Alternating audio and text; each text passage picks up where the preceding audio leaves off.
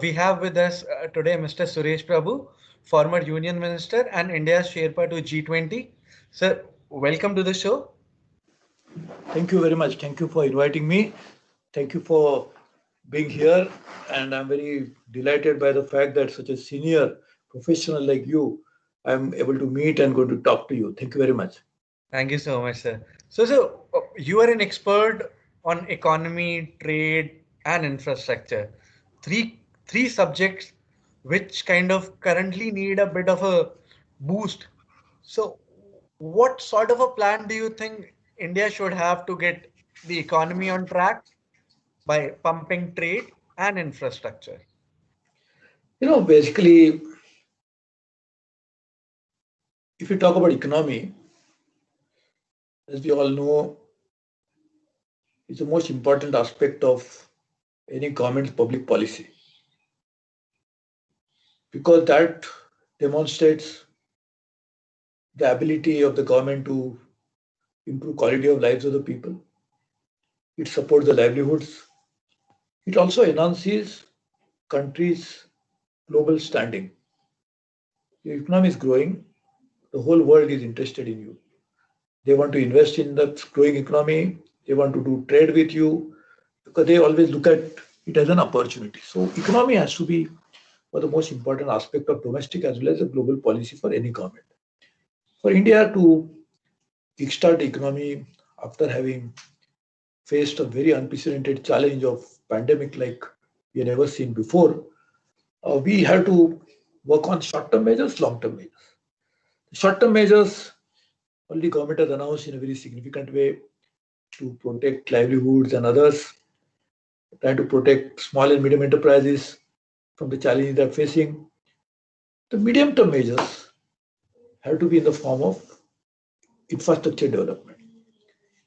Because if you know, and you have been a senior journalist, so you have been writing on it, it's one of the real reason why India's potential growth is not fully reached its peak because of certain inherent problems which have been there. We have been talking about it for a long time, legacy issues. One is infrastructure, and other is maybe productivity, governance, and issues related to that.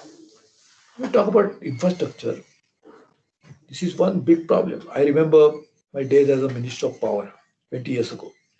When we introduced a new law, Electricity Act, that brought in huge investment of more than $250 billion into generation.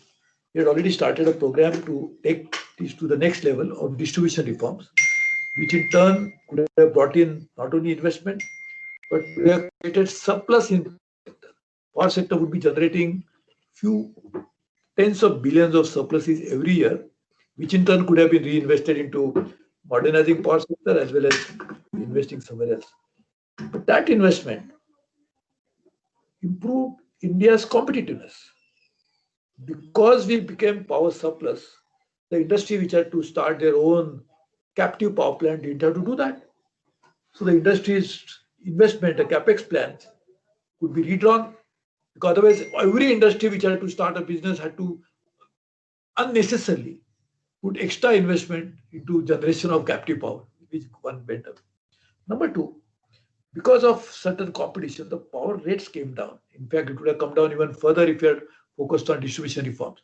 So improving competitiveness, but while doing that, also improving the investment climate, which in turn created jobs, which created investments into buying of equipment, turbines, generators that we have to buy. We had to make our generating capacity was 100,000 when I introduced the law, and today it is 350,000. So you can imagine how 3.5 times increase in capacity. That extent in infrastructure, the point I was telling you is, will help one improving investment climate, therefore economic activity because people in infrastructure are buying so many things for manufactured products. In the process, you improve competitiveness of India. One of the reasons why India is not able to fully exploit the potential of its growth is this. So I think making investment infrastructure will have a immediate benefit, but also medium-term benefit in terms of improving structural competitiveness of India. So I think making investment infrastructure has to be a priority. Thanks to Prime Minister, he has created an infrastructure pipeline of more than $1 trillion. Therefore, I think that itself will bring in huge benefits. Right, sir. So the Prime Minister has also spoken about making India a manufacturing superpower. And then he has also said that India should not try and be an alternate to some other country. So how do you think that can be achieved? Okay, now let me first, this is a very important question. So let me just, if you give me a few minutes, let me give you a little comprehensive answer. Number one, what do you mean by manufacturing? Now, manufacturing as a process has undergone a sea change over a period of last few decades, globally as well as in India. For example, when you are making a car, you are saying, I'm manufacturing automobile. How many parts go into automobiles? Several hundred parts. When you're making an aircraft, tens of thousands of parts go into making an aircraft. When I went to Airbus factory, Airbus assembly plant in France, when I was the Minister of Aviation, I was shocked to see a probably few 100,000 parts go into making an aircraft. So now when you talk about manufacturing, when you say I'm manufacturing an aircraft or manufacturing a car, are you doing everything that goes into that part finally? Maybe you're assembling it. Right, right, Therefore, when you assemble it, you are saying, I am making it. So, right, all that goes into making that final product, assembled product, ready for sale. All that goes into those components and all the things also is manufacturing. So when you say we are going to be manufacturing hub for the world, it means many things that Prime Minister is saying. One, you could be a final assembly point, or you could be a component manufacturer, or you could be doing intermediary manufacturing, like what we do in case of pharmaceuticals, when we use intermediary products to make formulation. So ultimately, all of that becomes manufacturing.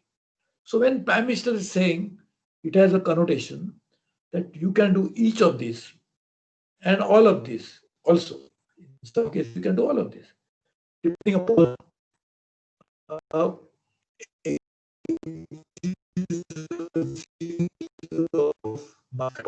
you can, for example, it makes sense sometimes that you make everything, but it makes some time because you have to be competitive globally.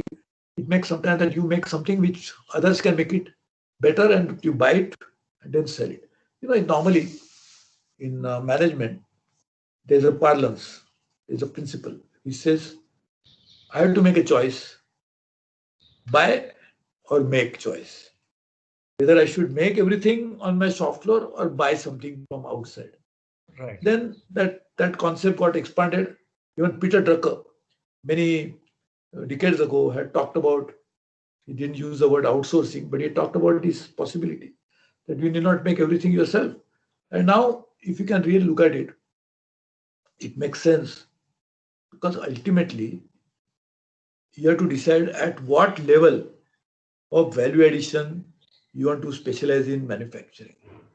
Whether you want to specialize at lower end, which China did for a long time, and therefore that was a low cost manufacturing, labor intensive manufacturing, or you have to be at a intermediary level, wherein, like in case of our pharma industry, we buy APIs from somewhere and make formulations and sell it, or you have to be at a higher end level, like in case of, say, our space program, where we are actually doing everything at a very high end. That's the final product. Of course, we are not yet commercialized it, and that's what Prime Minister's vision is, to commercialize our space. The potential is absolutely fantastic idea. So manufacturing has many different meanings. So I think in India, we should focus on each of these depending upon the industry. Let's take another example, textiles.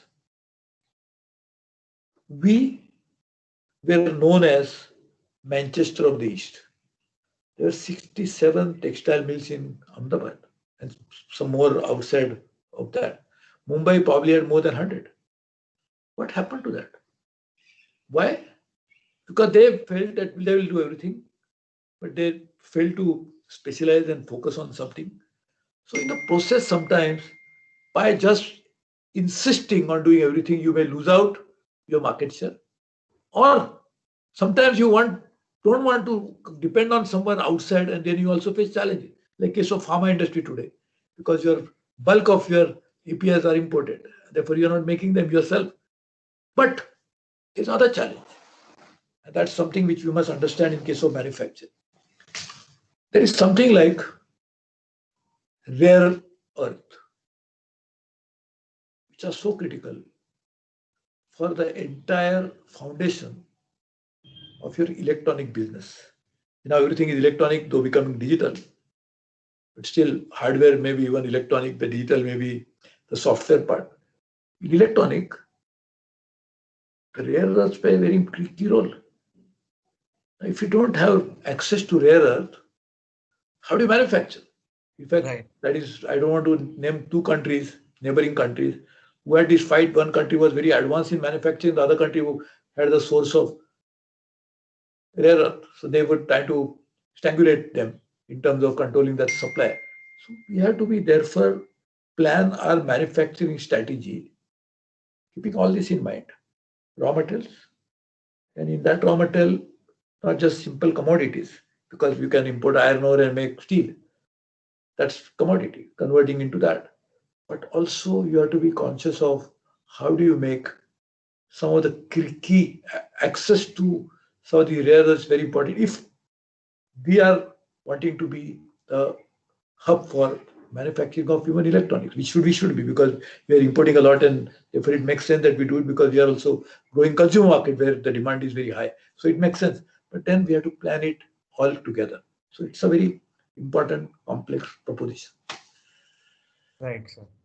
So, just kind of coming to the fact that at the beginning of this pandemic, everyone was saying that India could replace China, companies would come here in India and invest.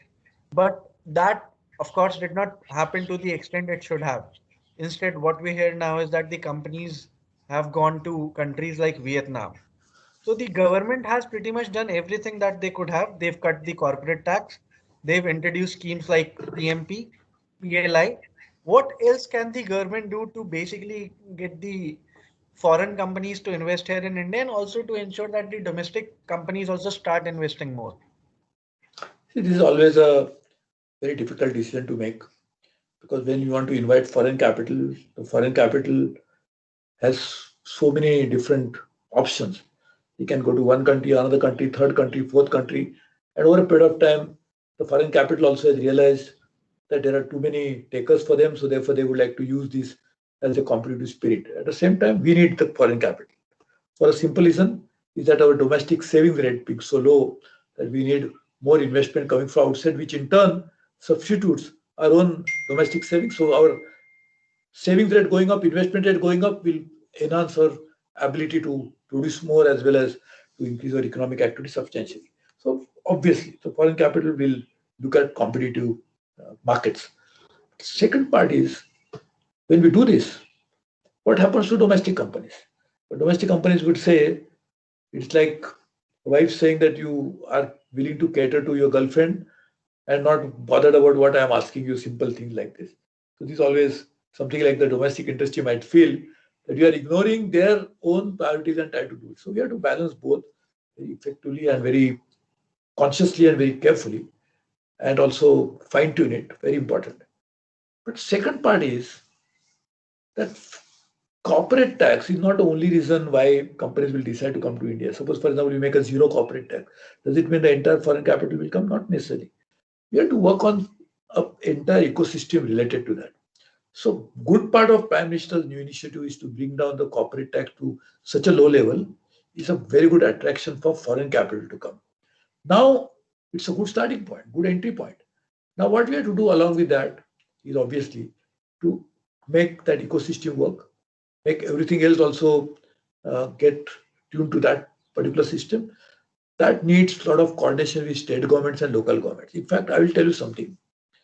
I, as a commerce industry minister, started a program that if you make each and every district grow by 3 or 4% more than their normal growth, India will grow at higher rate.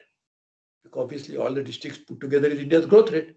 Now, to Right. do that, we had asked Indian Institute of Management and National Council for Applied Economic Research to do baseline studies as well as strategy studies, which are ready, 6 districts all over the country as pilot projects. In that, the whole idea was that even in that district, what is manufacturing is happening, now will be the responsibility of district administration along with the state government and the federal government. If all the three governments and the administrations get aligned to the same priorities, then automatically the growth will happen because both are all are working together. So that is what is also necessary along with the tax benefits and tax breaks and other fiscal incentives that we offer to investors. That is very necessary for us supporting, handholding, incubating, and like mentoring. I would use the word mentoring by the entire government apparatuses at all levels put together. That is very important. Right. So basically, micro level policy initiative at the level of district. In You are absolutely right. Macro, which is taxation and other which things, as well macro as you micro at macro district level, both. the macro thing, Prime Minister has already done whatever a government could. They've reduced the corporate tax. They've brought in schemes which are basically to promote manufacturing and promote exports. So the central government from its part has pretty much done whatever they could have. Now, what you're saying is that it has to basically go down to the states and the districts for them to act, right? Hmm. Now it is necessary along with that. See, basically look at it like this, Rajat. You as an investor are going to make investment in India. So you look at macro policy, right? Which is very important because if that policy itself is wrong, nobody is going to come. So that is why government is putting in place everything which is right in order. So very welcome thing. The second level is having decided to invest in India. Where do you invest? You invest in Uttar Pradesh or you invest in Tamil Nadu or you invest in Odisha. So there is a state where you want to invest. So you go to the state capital, meet a chief minister. They are very willing. Oh, please come, Mr. Arora. I want to. Your investment is coming. I'm very happy. But then you don't make investment in Bhubaneswar or Lucknow or in Chennai. You're making investment in some district of that particular state. So that all. So Prime Minister, Chief Minister, but also district administration must get aligned to this because your finally is the cutting edge where you face all the problems. So therefore, all of them must get aligned to each other, and that was my purpose of starting this program of district-led growth, which I think is It's a line brilliant. with Prime Minister's vision. No, but it's a brilliant idea, sir. It's a brilliant idea. It's a fresh perspective altogether. And I think this is what India needs right now is a district level plan to achieve growth. Yes. Sir, one more thing when you talk about you on your own said about the domestic industry complaints that okay, you're giving foreigners the benefit. Uh, but what the government is doing right now is basically implementing quality control orders in different sectors Yeah. so that basically the low quality import stops. So do Yeah. you think that there are more sectors that should be covered? Is it the right way to basically uh, ensure that the domestic interests are not hit? Or do you think that the protectionist tendency doesn't do any good? See, I'll tell you, if you really look at it, one, look at the global trends before I come to India. See, one of the biggest champion of capitalism and market-based economy was United States, which also, in a way, came out with a model sort of a thing, consensus that what should be the ideal way of doing it. In United States, there are two major political parties. One is the Democrat, other is the Republicans. Mr. Trump, president of the Republican Party. Republican Party, more than Democrats, were saying less government, less control, open economy, global less control, trade should be flowing properly. That was a Republican Party's core policy. What did Mr. Trump do? The He opposite. said, America, make America great again, MAGA. So MAGA was his slogan. Go to other parts of the world. Everywhere you will see. Now it all depends upon is it in reaction to US or is it something else? But global trends have been that people are looking inward. So that is something which is happening generally as a global trend. So in that context, you should look at what India should be positioning. I will tell you, Prime Minister Modi went in 2018 to Davos, and he was a chief guest for that particular year's event in World Economic Forum. He made a very interesting point and appeal that let the world economy be open economy, which will benefit all. Because we have seen that in the last few decades, the world has economy has expanded, many countries have benefited. Now coming to India, is quality control orders or anything else that you're talking about, our job has to protect the domestic industry. See, you cannot, no government can have policy that we want our domestic industry to close down. Can it be a part of public policy? It is impossible. And you can, nowhere in the world you can say that any government will say that we want to close down our domestic industry. Our share of manufacturing, or not manufacturing, but industry, because manufacturing is even limited than industry. Industry is a little broader definition. It's about 16% of total GDP. Our Prime Minister's aim was to make it to 25%. When I made the $5 trillion action plan, I was saying I will raise it from 16 to 20%. So making from $5 trillion economy, 20% of that is $1 trillion will come from manufacturing. But to promote manufacturing in India, we need both. We need foreign investment, but also protecting domestic industry. Now, can they coexist? Yes, they can. What's the example? Suzuki. Suzuki came to India as foreign investor. How much benefit it has brought in into development of India as a hub for auto components. Take another example.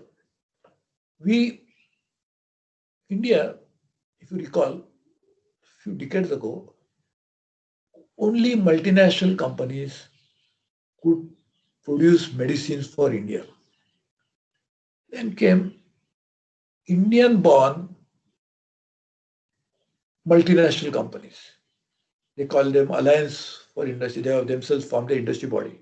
So there was an OPPI, Organization Pharmaceutical Association of India, which was multinational company. Then there was Alliance, which was Indian company like Cipla or Sun Pharma or Ranbaxy or Dr. Reddy's Laboratories and stuff like that. Now, Ranbaxy, of course, got merged with Sun Pharma eventually. But these were the companies which could compete with those companies that they were saying that Indian companies are doing only reverse engineering, which was not true anymore because they develop their own molecules, they develop their own manufacturing. So over a period of time, we have created a space for, because the large companies came, these companies also could grow. And then came the third level, which are the members of IDMA, Indian Drug Manufacturers Association, which are doing loan licensing, which are doing small scale manufacturing. Just imagine the large companies could create a space for both, like auto components. So what we need is doing both at the same time. Now, again, I said public policy has to be fine-tuned at all times to ensure that we create enough room for everybody. Because somewhere we need foreign investment, somewhere we need to protect domestic industry. All can not necessarily be adversarial to each other. It can be complementary to each other. At the same time, the IDMA part now, again, coming back to the pharma industry, Indian Drug Manufacturers, they are small scale companies. But all of them coexist. So we have to create a public policy space in a manner that will happen. Let us take another example. One of a major exporting item is, of course, gems and jewelry. What do you export? You import diamonds, you polish them and send it. In fact, India is now the home to probably the biggest polishing hub of the world. Right. So that creates huge number of jobs. So are we against import in that case? No. Because if you don't import diamond, we don't produce diamond. So how can we create this maybe little value addition, but how can you do that? Gold jewelry. We are not exploiting at all. In fact, as a commerce minister, I was working on it. If you make jewelry in India, because India has a great advantage, because firstly, most of our jewelry is handmade, which has a big attraction to the world. Number two, it's customized. What Rajat's wife like, my wife may not like. So we have to make customized jewelry, which again is a big market share. But where do you make the jewelry if you don't import gold? So I think we have to create such win-win situations. And that's a public policy imperative. You must work in such a way that you create such win-win situations. So I think this is what we need to do. Now, is it not manufacturing? When you do diamond polishing, also in low end manufacturing, still it's a manufacturing. Right. When you make ornaments, gold ornaments, is it not manufacturing? It is a manufacturing. It's in fact more skilled than probably just polishing, but still it's manufacturing. So you can have to find out. And you can always say that I want a most high-ended manufacturing. We must, but we also need low-ended manufacturing because that creates job. India has that potential. Now, if you take our IT industry, it is now growing and it has become one of the large industries, at least the biggest service sector industry in the country. But there again, what is your main asset? People, labor. Maybe it's skilled labor, knowledge labor, but still labor. So we have to use that as an asset. And therefore, we need all kinds of manufacturing at all levels, high end, lower end, middle end, low end. We should work on that. So I fully agree that some protection for domestic industry may be necessary, but not necessarily that protection can always work against getting investment from others. Sure. Sir, now coming to one of your favorite topics, which is climate. Right. Sorry, what topic? Climate. Okay, Environment okay. is one of your favorite topics. Now with the basically the leadership being changed in the US and basically the hope of revival of the Paris Agreement, how do you see things changing now? You mean China, right? No. I'm saying with the basically the leadership being changed in the US and the entire Paris Agreement again coming into play, and how do you see things changing for the betterment of climate now? See, the tariffs and issues like that. Right. See, the tariffs are a protection for domestic industry. So obviously, when you set some tariff, your industry gets some protection, which is sometimes very necessary because even under WTO rules, it is allowed because that prevents anti-dumping and stuff like that. And again, some developing countries are given that leeway to actually raise tariff. But just imagine what some countries did. For example, our steel, which was exported to developed market, they put down some tariffs against our imports. So they actually prevented a fair competition by doing that. So I think we'll have to work on such a way that we also use them judiciously and in a manner that protects our industry, but at the same time, there is some downstream industries. For example, you just take I'll give another example, which is a very important example. See, we are one of the largest exporters of engineering goods. Engineering goods, very large. And most of them are in small scale sector, engineering goods. How can we export engineering goods without steel? So we need steel. Now, if you make steel available at globally competitive prices to domestic exporters of engineering products, they become competitive globally, and then there is a lot of value addition happens. So we should use our power of levying tariffs in such a way that protects the domestic industry who are primary manufacturers, but also ensures that downstream users of that product in their export and other uses should also be protected. Let's take another example of like steel. There is stainless steel. There is aluminium. All these products have huge downstream users. In turn, they become cause of huge economic activity. So we have to work on in a very calibrated manner. Right, sir. Right. Sir, you were a very successful railway minister as well. In fact, the bullet train project started during your tenure. The investment in the railway sector became the highest when you were the minister. Right now, how do you see things moving in the railway sector? And also, what scope do these new technologies such as Hyperloop have in the future of rail transportation? See, firstly, I think railways are the lifeline of India, actually speaking. Lifeline in many ways. One is 8.1 billion people travel by railways. So more than the global population because of the round trips people take. So that means that many people's only source of travel is railways. So this is very important. So that is a lifeline from that angle. Secondly, the transportation, the goods that they transport, though over a period of time, over the last 50 years, we have seen a continuing decline into share of railways into the total transportation that they handle.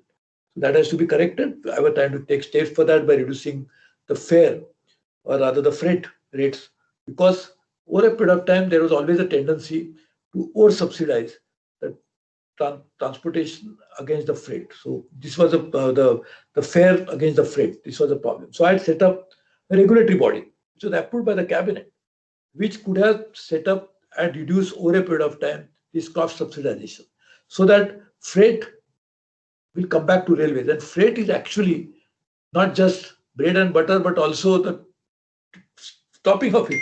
Because Right. without it, we cannot survive. If you don't get freight, the railway is cannot function at all. So we have to work on that. And I was aggressively working on that. In fact, take a number of steps to reduce the freight first time rather than increase the freight to attract more freight. Because if you reduce, volume will increase, the more freight revenues will happen. So that one thing we have to do. So we have to implement that regulatory body which we have put in place. Number two, we had to increase two things. One, investment, as you correctly pointed out, there's a huge investment increase happened. We increase the implementation of projects, the speed of it, by doing many things. One, by delegating all the powers to general managers. My idea was eventually to also delegate from general manager to the DRM, DRM. so that ultimately they are the ones who take decision. What is the point of me as a railway minister exercising power of deciding and signing file as to who should get a contract? That's not my job. My job should not be take decisions of that kind that I should get contact and not somebody else should get contact. So I wanted to get away from that power, which I succeeded in doing, which was a Right. remarkable change. So that is one in terms of operational efficiency. Number two, we ensured and we gave strict deadlines. So the number of kilometers that we used to add increased substantially during that period. So we are working on that. We are working on electrification. The target was to reduce the cost to the railways by 40,000 crores over a period of time by savings only on fuel related issues. So we started energy audits, we started changing electrification, we started doing many things. Buying electricity directly from generators, bypassing states, so we save money. This was the Electricity Act that I had introduced way back. Right. I could use that Electricity Act for common access. So all that we did. I think we need to continue with that and try to focus on that. The technology part is again very important. Because see, railway cannot work without technology. In fact, one of the projects that I started working on was ERP, Enterprise Resource Planning. So the entire railway operations could have resulted into saving of 50,000 crore, as was estimated by then the CEO of TCS, who said that railways can save 50,000 crores. In addition to that, the manpower optimization would have happened in a very significant way. The efficiency of the railway operations would have gone up considerably, and it increased in augmentation of capacity of the railways in terms of doubling, tripling, making fourth line, fifth line, ensuring that more traffic could have flown. Also put on priority implementation of dedicated freight corridor, which should have been have been ready by now. The idea is all of that put together is, as Prime Minister says, scale and speed of implementation we try to do. I think railway is very important. We have to, this is a national asset. We have to protect it, promote it, and also make it in a way that it serves as the growth engine for India. Not just lifeline, but growth engine for India. And it has the potential to do that. We have some fine people in the railways. In fact, we organize Rail Vikas Shivir, which Prime Minister himself spent a lot of time on that, in which we link to almost all 13 lakh employees at a very, very unit level. We got ideas. Then we collected those ideas at railway board level, finally compiled them at there, and we created a rail transformation cell consisting of these people who gave this idea. The railways people, not outsider, not KPMG, not PricewaterhouseCoopers or anybody like that, but people like that who will implement, young guys, dedicated people. And we were trying to implement that. So, because as you know, Rajat, you'll always say that you know where the shoe pinches. So if they are the people who understand it, might as well implement it. And therefore, this was the idea. And I think railways can become a transformation engine for the entire Indian economy. Right, sir. So I was also asking about the new transportation technologies which are kind of coming these days. We read in the papers about something called Hyperloop. Yeah. Uh, so what Okay. do you think about these new technologies that are coming in the sector? That's a very important question. In fact, the real transformative changes which are happening globally in some sectors, one that sector is transportation sector. In fact, Elon Musk, who has just become the second richest man in the world, along and sharing that honors with Bill Gates. What is his greatest strength? Where is he focusing mainly? Transportation. So transportation technology is going to happen. In fact, we had set up a group and we had a public meetings on that. Idea was that today our high-speed railway works at about 350 kilometers to 370, 400 kilometers.